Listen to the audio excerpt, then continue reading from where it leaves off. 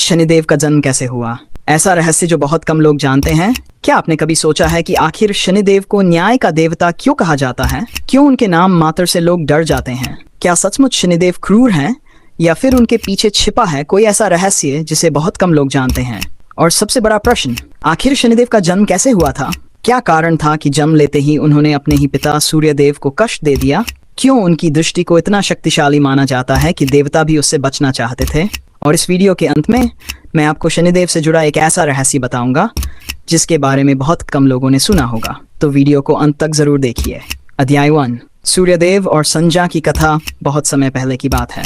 सूर्यदेव का विवाह प्रजापति दक्ष की पुत्री संजा से हुआ था। सूर्यदेव अत्यंत तेजस्वी थे।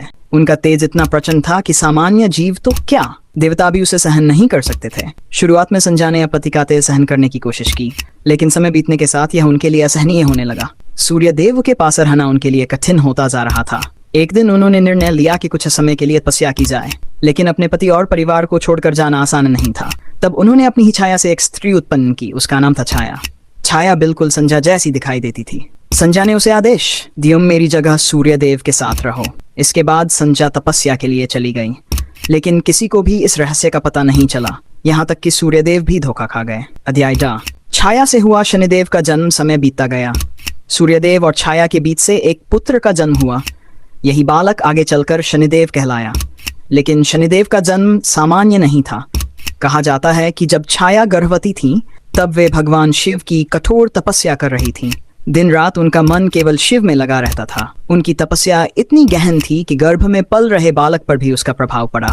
जब बालक का जन्म हुआ तो उसका रंग अत्यंत श्याम था। उसे देखकर सूर्यदेव चौंक गए। उन्होंने सोचा, मैं तो तेजस्वी हूँ, फिर मेरा पुत्र इतना काला कैसे? यहीं से एक ऐसी घटना शुरू हुई जिसने पूरे ब्रह्मांड को हिला दिया। अध्याय 3। सूर्यदेव का संदेह। सूर्यदेव को लगा कि शायद यह उनका पुत्र नहीं है। उन्होंने छाया पर संदेह करना शुरू कर दिया। यह बात छाया को बहुत दुखी कर गई। उधर नवजात शनिदेव यह सब देख रहे थे। कहा जाता है कि जन्म के समय ही शनिदेव असाधारण शक्तियों से संपन्न थे। जब उन्होंने पहली बार अपने पिता की ओर देखा तो सूर्यदेव का तेज मंद पड़ने लगा। चारों ओर अंधकार छा गया। देवता घबरा गए। उन्हें समझ नहीं आया कि आखिर ये क्या हो रहा है। तब सभी देवता भगवान शिव के पास पहुंचे। अध्याय 4। शिवजी का रहस्योद्घाटन। भगवान शिव ने मुस्कुराते हुए कहा, यह कोई साधारण बालक नहीं है। ये न्याय का देवता बनेगा। ये कर्मों के अनुसार फल देगा। इसके सामने राजा और भिखारी सभी समान होंगे। तब शिवजी ने सूर्यदेव को बताया कि यह बालक अत्यंत शक्तिशाली है और इसकी शक्ति का स्रोत उसकी माता की तपस्या है। सूर्यदेव को अपनी भूल का एहसास हुआ। उन्होंने शनिदेव को स्वीकार कर लिया।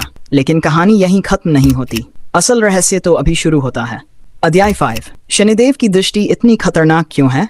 पुराणों में वर्णन मिलता है कि शनिदेव की दृष्टि अत्यंत प्रभावशाली है, लेकिन इसका कारण क्या था? कथा के अनुसार शनिदेव बचपन से ही भगवान कृष्ण के भक्त। वे हर समय ध्यान और भक्ति में लीन रहते थे।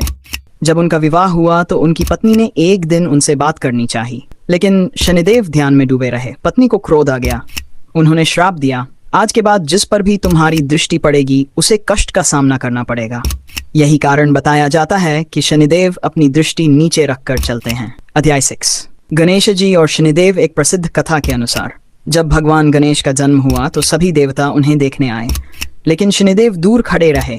माता पार्वती ने पूछा, तुम मेरे पुत्र को क्यों नहीं देख रहे? शनिदेव ने कहा, मेरी दृष्टि शुभ नहीं है। लेकिन माता पार्वती नहीं मानी।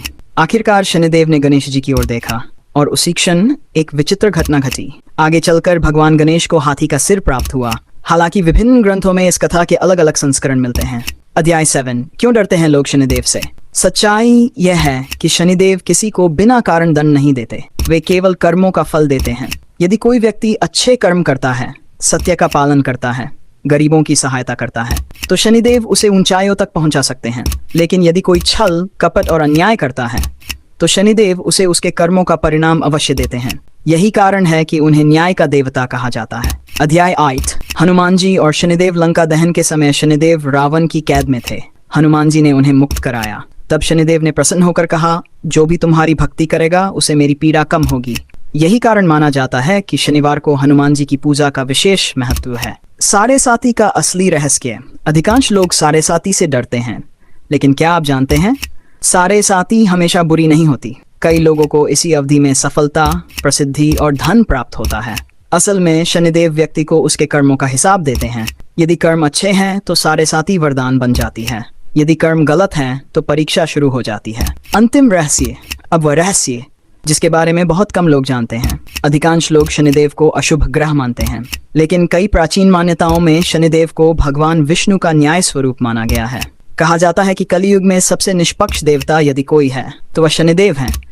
वे रिश्वत नहीं लेते, वे पक्षपात नहीं करते, वे अमीर गरीब में भेद नहीं करते, उनकी अदालत में केवल कर्म बोलते हैं। यही कारण है कि देवता भी उनके निर्णय का सम्मान करते हैं। सबसे बड़ा रहस्य यह है कि जिसे दुनिया डरती है वही देवता सबसे बड़ा रक्षक भी बन सकता है। यदि व्यक्ति सत्य, मेहनत और धर्म के मार्ग पर चले तो शनिदेव उसे राजा भी बना सकते हैं। तो दोस्तों, अब आप समझ गए होंगे कि शनिदेव केवल दंड देने वाले देवता नहीं हैं, वे न्याय के देवता हैं। अगर आपको ये रहस्यमयी कथा पसंद आई हो तो वीडियो को लाइक करें, चैनल को सब्सक्राइब करें और कमेंट में लिखें जय शनिदेव महाराज, और बताइए अगली वीडियो आप किस रहस्य पर देखना चाहते हैं। जय शनिदेव।